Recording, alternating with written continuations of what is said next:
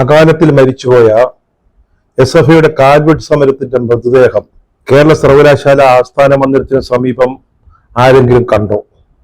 Party സംസ്ഥാന secretary നേരിട്ട് വന്ന് ആശീർവദിച്ച സമരമാണ്. ചെറിയ സമരമൊന്നുമല്ല, വിപ്ലവ സമരമായിരുന്നു. ഇതിലൂടെ വലിയ വിപ്ലവങ്ങൾ സാധിക്കാമെന്ന് പ്രതീക്ഷിച്ചതാ. പക്ഷെ ചത്തുപോയി, അകാലത്തിൽ ചത്തുപോയി, മരിച്ചു മണ്ണടിഞ്ഞു. ആദരാഞ്ജലികൾ നേരുന്നു. Rest in peace. പണ്ട് വിളവില സമരം പിൻവലിച്ചുകൊണ്ട് എസ്.എഫ്.ഐക്കാർ രായ്ക്ക് രാമാനസ് കോട്ടായതിനു ശേഷം ഇതുപോലൊരു സമരാന്ത്യം ഇത് ആദ്യമായിട്ടാണ്. വാസ്തവം പറഞ്ഞാല് കേരള യൂണിവേഴ്സിറ്റിയിൽ എസ്.എഫ്.ഐക്കാര് എന്തിനു വേണ്ടിയായിരുന്നു സമരം നടത്തിയത്? അതിനെന്തെങ്കിലും ഒരു കാരണം പറയാനുണ്ടായിരുന്നു? ഒരു സമരമാകുമ്പോൾ ലക്ഷ്യം വേണം, ചില ഡിമാൻഡുകൾ വെച്ചുകൊണ്ടായിരിക്കണം. ഇവിടെ എന്തായിരുന്നു അത്? നമ്മുടെ ഗവർണർ സെനറ്റ് ഹാളിൽ ഒരു ചടങ്ങിൽ പങ്കെടുത്തു. ഒരു സ്വകാര്യ സംഘടന നടത്തിയ പരിപാടിയാണ്. അതില് കാവിക്കൊടി പിടിച്ച ഭാരതാംബയുടെ ചിത്രം വെച്ചു അതിന്റെ മുമ്പിൽ പൂജ നടത്തി. ഇതായിരുന്നു പ്രശ്നം. അതിന്റെ പേരിലായിരുന്നു സമരം. അപ്പൊ ഇതുമായി ബന്ധപ്പെട്ട് രജിസ്ട്രാറെ ഗവർണറോട് അനാദരവ് കാട്ടിയെന്ന പേരിൽ സസ്പെൻഡ് ചെയ്തു, പി.സി സസ്പെൻഡ് ചെയ്തു. പിന്നീട് 2-3 ദിവസം കഴിഞ്ഞ് സിൻഡിക്കേറ്റ് ചേർന്നിട്ട് അദ്ദേഹത്തെ റീഇൻസ്റ്റേറ്റ് ചെയ്തു. പക്ഷെ വി.സി സിൻഡിക്കേറ്റ് യോഗം പിരിച്ചുവിട്ടതിന് ശേഷമായിരുന്നു അത്. അപ്പൊ അത് അംഗീകരിക്കാൻ പറ്റില്ല. അത് മറ്റൊരു കാരണമായിരുന്നു. ഇതിന്റെ പേരിലായിരുന്നു സമരം. ഈ രജിസ്ട്രാർ ആയിരുന്നു സമരത്തിന് വിഷയമെങ്കിൽ എസ്.എഫ്.ഐ അല്ലല്ലോ സമരം നടത്തേണ്ടത്. യൂണിവേഴ്സിറ്റി ഓഫീസിലെ ജീവനക്കാരുടെ സംഘടനകളാണല്ലോ. രജിസ്ട്രാർ ഒരു ഇടതുപക്ഷ അനുഭാവിയാണ്, CPM ആണ്. അപ്പൊ CPM-നോട് അനുഭവമുള്ള സംഘടനകളായിരുന്നു സമരം നടത്തേണ്ടത്. പിന്നെ എന്തിനാണ് എസ്.എഫ്.ഐ ഈ കേരള സർവകലാശാല ആസ്ഥാനത്ത് വലിയ സമരാഭാസം നടത്തിയത് എന്നുള്ളത് ഇപ്പോഴും മനസ്സിലാവുന്നില്ല. കേരള സർവകലാശാലയുടെ VC vice chancellor doctor Mohanan Kunnummal, അദ്ദേഹത്തിന്റെ കാല് വെട്ടു എന്ന് പറഞ്ഞായിരുന്നു എസ്.എഫ്.ഐക്കാര് സമരം നടത്തിക്കൊണ്ടിരുന്നത്. മറ്റെന്തെങ്കിലും ലക്ഷ്യ സമരത്തിൽ ഉണ്ടായിരുന്നതായി നമുക്കാർക്കും അറിയില്ല.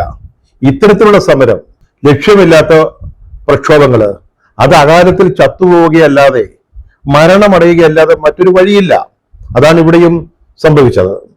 ഇന്നലെ എന്താ സംഭവിച്ചത്? കാലുവെട്ടുകൊണ്ട് പേടിച്ച് വീട്ടിലിരുന്ന VC അദ്ദേഹം ഇന്നലെ യൂണിവേഴ്സിറ്റി ഓഫീസിൽ പ്രത്യക്ഷപ്പെടുന്നു. പട്ടാളത്തിന്റെ സംരക്ഷണം ഉണ്ടായിരുന്നില്ല എന്നേ പറയാൻ പറ്റൂ. ധാരാളം പോലീസുകാരുണ്ടായിരുന്നു. അവരുടെ അകമ്പടിയോടെയാണ് വന്നത്. അദ്ദേഹത്തിന്റെ ആ വരവ് സത്യം പറഞ്ഞാൽ നേരത്തെ രജിസ്ട്രാറെ പറ്റി നമ്മൾ പറഞ്ഞതുപോലെ, അതായത് രജിസ്ട്രാറെ യൂണിവേഴ്സിറ്റി ഓഫീസിൽ കടത്തരുതെന്ന് VC സെക്യൂരിറ്റി വിഭാഗത്തിന് ഉത്തരവ് നൽകി. അവരത് അവഗണിച്ചു. അത് ലംഘിച്ചുകൊണ്ട് രജിസ്ട്രാർ ഓഫീസിലേക്ക് വരുന്നു. പിന്നീട് അദ്ദേഹത്തിന്റെ കാറ് പിടിച്ച് ഗരേജിൽ പൂട്ടിയിടാൻ VC പറയുന്നു. അതും ആരും ഗവനിച്ചില്ല. അപ്പോ ആ കാറിൽ തന്നെ, പിടിച്ചെടുക്കാൻ പറഞ്ഞ കാറിൽ തന്നെ രജിസ്ട്രാർ വരുന്നു. അപ്പോഴൊക്കെ രജിസ്ട്രാറുടെ മുഖത്തുണ്ടായിരുന്ന ആ ഒരു വിജയഭാവം, അല്ലെങ്കിൽ യുദ്ധം ജയിച്ചു വരുന്ന ഭാവം ഇന്നലെ നമ്മുടെ VC-യുടെ മുഖത്തും ഉണ്ടായിരുന്നു. അതങ്ങനെയാണല്ലോ, അതങ്ങനെ സംഭവിക്കുമല്ലോ, വളരെ സ്വാഭാവികമാണല്ലോ. VC-യെ തടയാനും കാലുവെട്ടാനും നിന്ന ഒരൊറ്റ വിപ്ലവ കുഞ്ഞുങ്ങളെ ആ പരിസരത്തൊന്നും കണ്ടില്ല. അവർക്ക് കവചം തീർത്തുകൊണ്ട് സദാ അവിടെ റോന്തു ചുറ്റിയിരുന്ന ഇടതുപക്ഷ സിൻഡിക്കേറ്റ് അംഗങ്ങൾ, അവരെയും കണ്ടില്ല. വളരെ ഫ്രീ ആയിട്ട് നമ്മുടെ VC വരുന്നു, എന്നൊരു പത്രലേഖനെ കാണുന്നു. എന്നിട്ട് അദ്ദേഹം പറയുന്നു, സസ്പെൻഷനിലായ രജിസ്ട്രാർ ഒപ്പുവെച്ച ഒരൊറ്റ ഫയലിൽ ഞാൻ ഒപ്പിട്ടിട്ടില്ല. അദ്ദേഹം സസ്പെൻഷന് ശേഷം ഓഫീസിൽ വന്ന കുറ്റകരമാണ്, ക്രിമിനൽ കുറ്റമാണ്. അതിന് പോലീസിൽ പരാതി കൊടുത്തിട്ടുമുണ്ട്.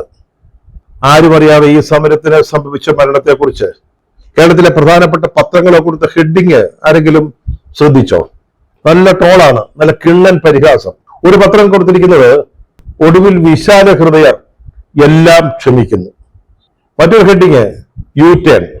ഇങ്ങനെയൊക്കെയാണ് ഒരു വിദ്യാർത്ഥി സമരത്തിന്റെ പരിസമാപ്തിയെ കുറിച്ച് പത്രങ്ങൾ റിപ്പോർട്ട് ചെയ്യുന്നത്, അതിന് ഹെഡിങ്ങുകൾ കൊടുക്കുന്നത്. അവർ പോലും ഈ വാർത്തയോട് പരിഹാസരൂപണയുള്ള ഒരു സമീപനമാണ് എടുത്തിരിക്കുന്നത് എന്ന് ഓർമ്മ വേണം. പക്ഷേ ഈ ഹെഡിങ്ങുകളുടെയും വാർത്തകളുടെയും ഒക്കെ ഇടയ്ക്ക് ഒരു ചെറിയ വാർത്ത, ഒരു കുഞ്ഞൻ വാർത്ത ഉണ്ട്. അത് വായനക്കാർ ശ്രദ്ധിക്കാതിരിക്കാൻ വഴിയില്ല. VC-മാരെ വിലക്കിയിട്ടില്ല എന്ന് ഒരു ഹെഡിങ്. RSS പരിപാടി VC-മാർക്ക് പങ്കെടുക്കാമെന്ന് മറ്റൊരു വാർത്തയ്ക്ക് ഹെഡിങ്. കാര്യം മനസ്സിലായോ? ഇതിന്റെ അർത്ഥം പിടികിട്ടിയോ? പറയാം. അതായത് വിദ്യാഭ്യാസം സംബന്ധിച്ച RSS-ന്റെ ആശയ പ്രചാരണം മുൻനിർത്തി ആ ലക്ഷ്യത്തോടു കൂടി ജ്ഞാനസഭ എന്ന പേരിൽ RSS ഒരു പരിപാടി സംഘടിപ്പിക്കുന്നു. അതിൽ കേരളത്തിലെ VC-മാരെ ക്ഷണിക്കുന്നുണ്ട്. നമ്മുടെ ദേശീയ വിദ്യാഭ്യാസ നയം അത് RSS-ന്റെ മൂശയിൽ രൂപപ്പെടുത്തിയെടുത്തതാണ്. അത് തെക്കേ ഇന്ത്യൻ സംസ്ഥാനങ്ങൾ അല്ലെങ്കിൽ അവിടുത്തെ സർവകലാശാലകൾ വേണ്ടത്ര ഗൗനിക്കുന്നില്ല, വേണ്ടതുപോലെ നടപ്പാക്കുന്നില്ല. അത് നടപ്പാക്കിയെടുക്കുക എന്നുള്ളത് RSS-ന്റെ ഒരു ലക്ഷ്യമാണ്. അതിന് പറ്റിയൊരു സാഹചര്യം സൃഷ്ടിക്കുക. അതാണ് ഈ ജ്ഞാനസഭയുടെ ഉദ്ദേശം. പറഞ്ഞല്ലോ, VC-മാരെ ക്ഷണിക്കുന്നു. എന്തിനാണ്? അവരാണല്ലോ സർവകലാശാലകൾ ഭരിക്കുന്നത്. അവർ വഴി ഈ ദേശീയ വിദ്യാഭ്യാസ നയം അല്ലെങ്കിൽ RSSന്റെ വിദ്യാഭ്യാസ ആശയങ്ങൾ അതൊക്കെ വളരെ സ്മൂത്ത് ആയിട്ട് നടപ്പാക്കി കിടക്കണം. അതായിരുന്നു RSSന്റെ ഒരു ലക്ഷ്യം. RSS നടത്തുന്ന ഇതുപോലൊരു പരിപാടി, അതിന് കേരളത്തിലെ VC-മാർ എന്തിനാ പങ്കെടുക്കുന്നത്? എന്നാൽ നമ്മുടെ മന്ത്രി ബിന്ദു മാഡം പറയുന്നത് VC-മാർക്ക് ആ ചടങ്ങിൽ പങ്കെടുക്കുന്നതിന് യാതൊരു വിലക്കും ഇല്ല എന്നാണ്. RSSന്റെ ജ്ഞാനസഭയിൽ സംബന്ധിക്കാമെന്നാണ്. അതായത് പൊയ്ക്കോളൂ, പോകണം എന്നാണ് ഈ വിലക്കില്ല എന്ന് പറയുന്നതിന്റെ അർത്ഥം.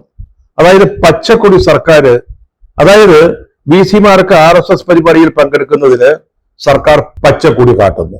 കാര്യങ്ങളുടെ കടപ്പ് മനസ്സിലായോ? എന്തുകൊണ്ടാണ് കേരള സർവകലാശാലയിൽ VC, അദ്ദേഹം RSSന്റെ ആളാണെന്നാണ് CPM-കാര് പറയുന്നത്, അദ്ദേഹം എന്തുകൊണ്ടാണ് ഒരു പൊടിക്ക് അയഞ്ഞു കൊടുക്കുന്നത്? ഇന്നലെ VC വരുന്നു, SFI-കാരുടെ സമരമില്ല, എല്ലാം ശാന്തമാണ്.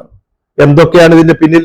എന്തൊക്കെ കളിച്ചിട്ടുണ്ടാവും? ഏതൊക്കെ ഘടകങ്ങൾ പ്രവർത്തിച്ചിട്ടുണ്ടാവും ഈ പെട്ടെന്ന് സമരം മരിച്ചു പോകുന്നതിന്റെ പിന്നിൽ? ഈ സമരം പെട്ടെന്ന് ആരും അറിയാതെ പിൻവലിക്കപ്പെടുന്നതിന്റെ പിന്നിൽ? ജ്ഞാനസഭയെ കുറിച്ചുള്ള വാർത്ത ബ്രേക്ക് ചെയ്ത് മാതൃഭൂമിയാണ്. അത് പ്രസിദ്ധീകരിച്ചപ്പോൾ തന്നെ CPM-ന്റെ സംസ്ഥാന സെക്രട്ടറി MP ഗോവിന്ദൻ മാഷ് അതിനെ എതിർത്തതാ. അതുപോലെ തന്നെ ഇടതുപക്ഷ ആഭിമുഖ്യമുള്ള സംഘടനകള് അതിൽ പ്രതിഷേധം രേഖപ്പെടുത്തിയതാ. അത് മാത്രമല്ല, ഈ UGC-യുടെ കരട് റെഗുലേഷൻ അത് പുറത്തു വന്നപ്പോ അതിനെതിരെ, ഒപ്പം തന്നെ ദേശീയ വിദ്യാഭ്യാസ നയത്തിലെ എതിർപ്പുള്ള ചില വകുപ്പുകൾക്കെതിരെ കേരളം ദക്ഷിണേന്ത്യൻ വിദ്യാഭ്യാസ മന്ത്രിമാരെ സംഘടിപ്പിച്ചുകൊണ്ട് അവരെ വിളിച്ചു ചേർത്തുകൊണ്ട് ഒരു യോഗം തന്നെ നടത്തി. ഇതിനെതിരായിട്ടുള്ള ഒരു പൊതുവേദി, ഒരു സമരവേദി രൂപവൽക്കരിക്കുക, അതായിരുന്നു അതിന്റെ ഉദ്ദേശം. അതിൽ കേരളത്തിലെ VC-മാരോട് പങ്കെടുക്കാൻ സംസ്ഥാന സർക്കാർ പറഞ്ഞു. അപ്പൊ ഗവർണർ അത് നിരുത്സാഹപ്പെടുത്തുകയാണ് ചെയ്തത്. അതുപോലെയാണോ ജ്ഞാനസഭ? അത് RSSന്റെ കീഴിലുള്ള വിദ്യാഭ്യാസ വികാസ കേന്ദ്രം സംഘടിപ്പിക്കുന്നതാ. അതിനെന്തിനാണ് VC-മാര് പോകുന്നത്? സംസ്ഥാന സർക്കാർ നടത്തുന്ന ഒരു പരിപാടിയിൽ VC-മാര് പോകണം എന്ന് പറയുന്നത് മനസ്സിലാക്കാം. ഇത് RSSന്റെ ഏർപ്പാടാ. ഇതിപ്പോ കേന്ദ്ര വിദ്യാഭ്യാസ മന്ത്രിയാണ്, അല്ലെങ്കിൽ UGC ചെയർമാനാണ്, അല്ലെങ്കിൽ ഗവർണറാണ്, അല്ലെങ്കിൽ സംസ്ഥാന മന്ത്രിയാണ്, വിദ്യാഭ്യാസ മന്ത്രിയാണ്, ഇവരൊക്കെയാണ് ഈ യോഗം സംഘടിപ്പിക്കുന്നതെങ്കിൽ VC-മാർക്ക് പോകുന്നതിൽ തെറ്റില്ല, പോകുന്നതിന് വിലക്കില്ല എന്ന് പറയുന്നതിലും ആരും തെറ്റു കാണില്ല. പക്ഷെ ഇവിടെയോ RSS നടത്തുന്ന അവരുടെ അജണ്ട നടപ്പാക്കുന്നതിന് വേണ്ടി, അല്ലാതെ മറ്റൊന്നിനല്ല. RSS അജണ്ട വിദ്യാഭ്യാസ രംഗത്ത് നടപ്പാക്കുന്ന ഉദ്ദേശത്തോടുകൂടി സംഘടിപ്പിക്കുന്ന ഈ പരിപാടിയിൽ VC-മാർക്ക് പങ്കെടുക്കാമെന്ന് സംസ്ഥാന മന്ത്രി പറയുന്നത് എന്തർത്ഥത്തിലാ? എന്താണ് അതിന്റെ അർത്ഥം? മനസ്സിലാക്കിയെടുത്തോളം RSSന്റെ ഈ വിദ്യാഭ്യാസ പരിപാടിയിൽ പങ്കെടുക്കാൻ കേരളത്തിൽ നിന്ന് ഒരു VC-യിൽ കൂടുതൽ ഒറ്റ ഒരാൾക്ക് പോലും താല്പര്യമില്ല എന്നാണ് മനസ്സിലാകുന്നത്. അപ്പോൾ പിന്നെ നിങ്ങളൊക്കെ ഇവിടെ പങ്കെടുത്തോളൂ എന്ന് പറയുന്നത് ഈ RSSന്റെ ഈ പരിപാടിയിലേക്ക് കേരളത്തിലെ VC-മാരെ നമ്മുടെ മന്ത്രി ആട്ടിത്തെളിച്ചു കൊണ്ടുപോകുന്നതിന് തുല്യമാണ്. ഇവിടെ വിജയിക്കുന്നത് ആരാണ്? ആരുടെ അജണ്ടയാണ് നടപ്പാവുന്നത്? RSSന്റെയും BJP-യുടെയും അജണ്ടയാണ്. ആവശ്യമില്ലാത്ത കാര്യങ്ങളുടെ പേരില് യൂണിവേഴ്സിറ്റി ആസ്ഥാനത്ത് നടത്തിയ സമരം ഒന്ന് ഒത്തുതീർക്കുന്നതിന്, ആ പ്രശ്നം ഒന്ന് പരിഹരിക്കുന്നതിന് വേണ്ടി എത്ര വലിയ വിലയാണ് സംസ്ഥാന സർക്കാരിന് നൽകേണ്ടി വന്നത് എന്ന് ഇവിടെ സാധാരണ ആളുകൾ ഒന്ന് ചിന്തിക്കണം. ജ്ഞാനസഭയിൽ പങ്കെടുക്കുന്നതിന് നമ്മുടെ VC-മാർക്ക് അനുവാദം കിട്ടി എന്നതിനപ്പുറത്ത് സഭയുടെ ഈ സമരം കൊണ്ട് എന്ത് നേട്ടമാണ് ഉണ്ടായത്? വാസ്തവത്തിൽ ഇത് BJP-യും CPM-ഉം തമ്മിലുള്ള ഒരു പോരാട്ടമായിരുന്നു, യുദ്ധമായിരുന്നു. അതുകൊണ്ടാണല്ലോ പാർട്ടിയുടെ സംസ്ഥാന സെക്രട്ടറി തന്നെ സമര രംഗത്ത് തന്നെ വന്ന് സമരഭടന്മാരെ ആശീർവദിച്ചത്, അല്ലെങ്കിൽ അനുഗ്രഹിച്ചത്, അല്ലെങ്കിൽ ഐക്യദാർഢ്യം പ്രഖ്യാപിച്ചത്. ഇത് സംഭവിച്ചത് എപ്പോഴാണെന്ന് ആലോചിക്കണം. മുഖ്യമന്ത്രിയുടെ അഭാവത്തിലാണ്. അദ്ദേഹം അമേരിക്കയിലായിരുന്നപ്പോഴാണ്. ശരിക്കും നമ്മൾ അപഗ്രഥിക്കുകയാണെങ്കിൽ ഇപ്പോൾ ഉണ്ടാക്കിയിരിക്കുന്ന ഈ വെടിനിർത്തല് അത് എത്ര കാലത്തേക്കെന്ന് അറിഞ്ഞുകൂടാ. അതിന്റെ പിന്നിൽ നമ്മുടെ മുഖ്യമന്ത്രി പിണറായി വിജയൻ തന്നെയാണെന്ന് മനസ്സിലാക്കേണ്ടിയിരിക്കുന്നു. കാരണം അദ്ദേഹത്തിന്റെ അഭാവത്തിൽ, അദ്ദേഹം ഇവിടെ ഇല്ലാത്ത സമയത്ത് ഇവിടെ ആവശ്യമില്ലാത്ത അലമ്പുണ്ടാക്കുന്നതിന് ആരോ മനഃപൂർവ്വം ശ്രമിച്ചു എന്നൊരു ചിന്ത ഇപ്പൊ ഭരണകേന്ദ്രങ്ങളിലുണ്ട്. അതങ്ങനെ വെച്ചു നീട്ടാൻ പറ്റത്തില്ല. അതുകൊണ്ടായിരിക്കണം മുഖ്യമന്ത്രി ഇടപെട്ടത്. മുഖ്യമന്ത്രി ഇടപെടാതെ മന്ത്രി ബിന്ദു കഴിഞ്ഞ ദിവസം വരെ അവരെ ഏത് ഭാഷയിലാണ് സംസാരിച്ചതെന്ന് നമുക്കറിയാം. അദ്ദേഹം ഇടപെടാതെ ഈ അനുനയത്തിന്റെ സ്വരം മന്ത്രിക്ക് ഉണ്ടാവാൻ ഇടയില്ല. അദ്ദേഹം ഇടപെട്ടു എന്ന് നമ്മൾ മനസ്സിലാക്കണം. കാരണം ഈ സമരം ജനങ്ങളെ സർക്കാരിൽ നിന്ന് അകറ്റിക്കൊണ്ടിരിക്കുകയാണ്. 2000-ലേറെ വിദ്യാർത്ഥികളുടെ ബിരുദാനന്തര സർട്ടിഫിക്കറ്റുകൾ VC ഒപ്പിടാതെ ഇവിടെ കെട്ടിക്കിടക്കുകയായിരുന്നു. ഈ സസ്പെൻഷനുള്ള രജിസ്ട്രാർ ഒപ്പിക്കുന്ന ഒരൊറ്റ ഫയലും VC അംഗീകരിച്ചിരുന്നില്ല.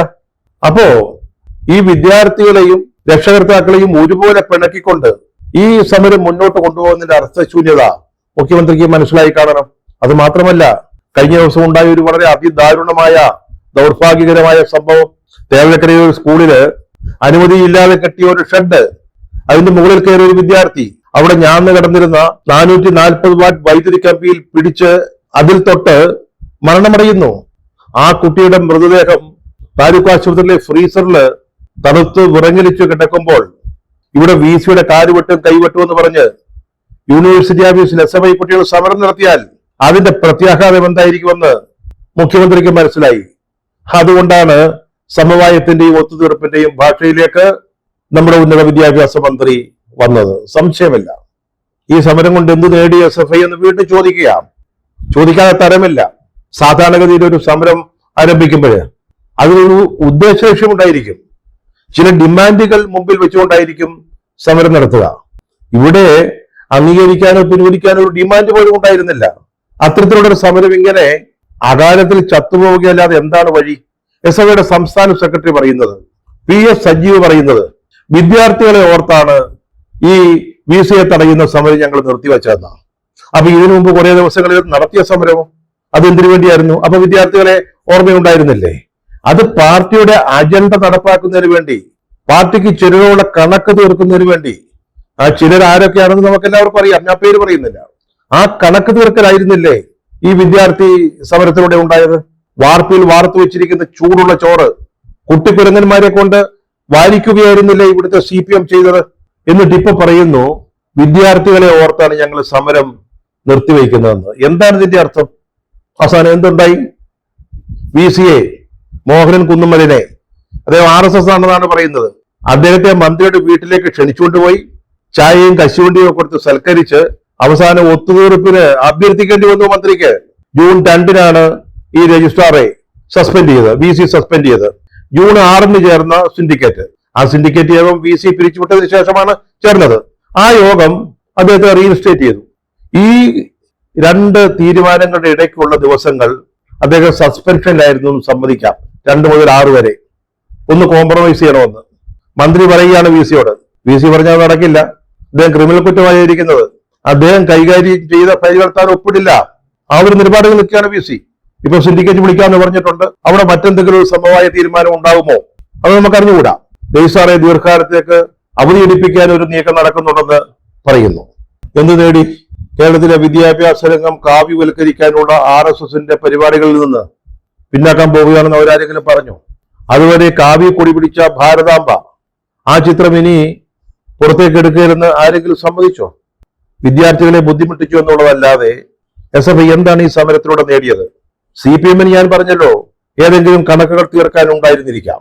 SFI വിദ്യാർത്ഥികൾക്ക് വേണ്ടി സമരം ചെയ്തു എന്ന് പറയുന്നവര് എന്തു നേടി? കുറെ വിദ്യാർത്ഥികളെയും രക്ഷകർത്താക്കളെയും ഈ സർക്കാരിൽ നിന്ന് അകറ്റി എന്നതിനപ്പുറത്ത് എന്തു നേടിയെന്ന് SFIയുടെ നേതൃത്വം ചിന്തിച്ചാൽ അവർക്ക് കൊള്ളാം.